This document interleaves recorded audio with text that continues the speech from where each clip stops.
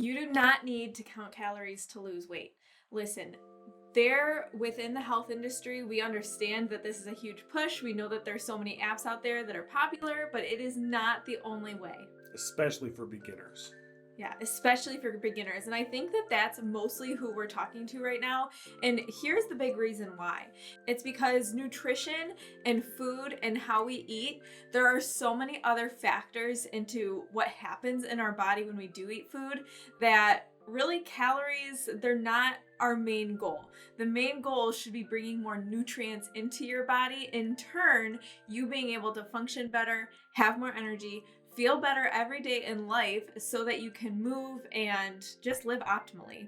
So today we're going to give you some different options for yourself so that you can have a better life. So here's the reason why, really for me personally, it is very rare that even with my personal training, my personal nutrition clients, that we even start with talking about, hey, this is how many calories you need to be bringing in, which again is a very unpopular opinion because I know with so many other programs out there, that's their big focus. And the reason why is really if they bring your calories low enough, you're going to see results. Of course you are. Calories in and calories coming out, it's still the hard science, right? If you burn more energy and if you burn more calories than you're consuming, you will lose weight. Yes, of course. Okay, that's going to happen. And we're saying not to count calories because you're more likely to not stick with it or you're going to fall off the wagon because counting calories is a hassle.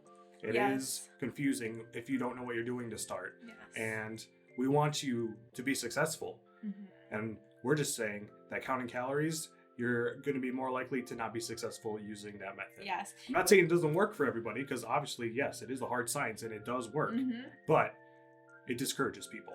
Yes. And there's a better way to start. Yes, there's a much better way to start. And just going off of that a little bit, what I want you to ask yourself is if you're counting calories, let's say your life gets hectic, busy, crazy, for whatever reason, kids, work, whatever the case is, and counting calories just isn't an option, then what do? So with me and Devin and with what we do and what we coach to is being able to live at any season of your life, being able to be empowered to make strong nutritional decisions so that even when life gets crazy for you, you can still be healthy, you can still see results, you can still lose weight, you can still gain weight if that's your goal. So really counting calories, counting macros, all of those things, again, amazing tools. We are not discounting them, but we want you to ask yourself, is that something that you can maintain for yourself long term? Typically, if the answer is no, if this is not something that you can maintain, that's when we want to talk about these different options. So here's the approach. Here is what you need to do. Number one, you need to educate yourself on the nutrients you are bringing into your body.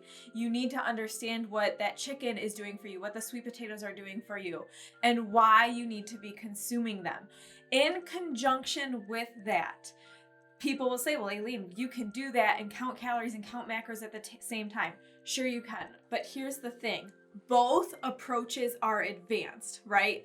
Learning and educating a new skill and learning and being educated in another skill such as counting things, when you put those together, you are less likely to stay encouraged, you're going to get frustrated, and so on. So what do? We add an approach that is much less taxing on the mind. And what Devin and I use is portions.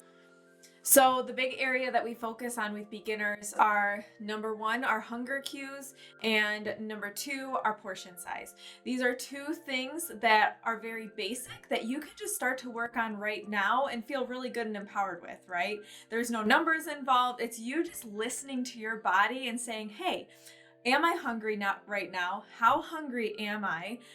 What sounds good to eat?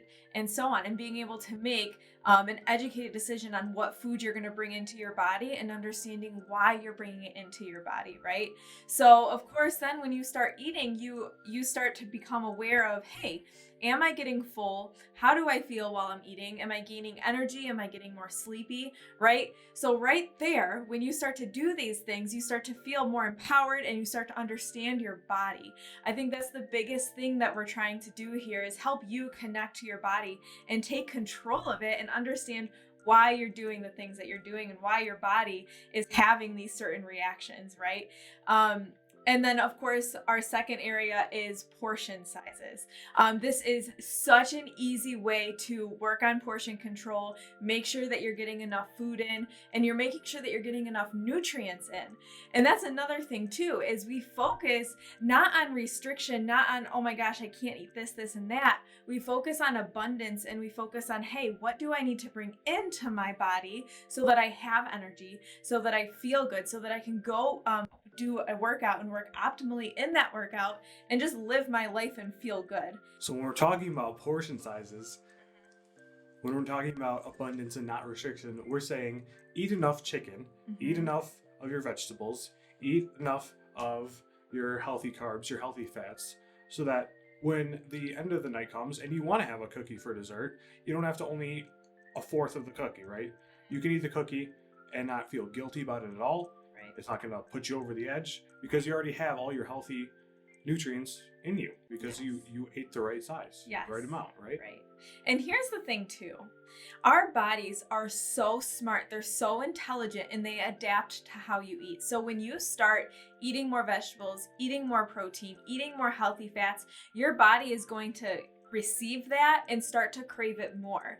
If you're really used to eating a lot of processed foods, going out to eat, all the certain oils, whatever the case is, whatever you're used to eating, your body is going to crave that and it won't know what to eat. It won't know, hey, maybe my body does need chicken. You have to teach your body what it needs so that you can bring the nutrients into your body so that you can feel good.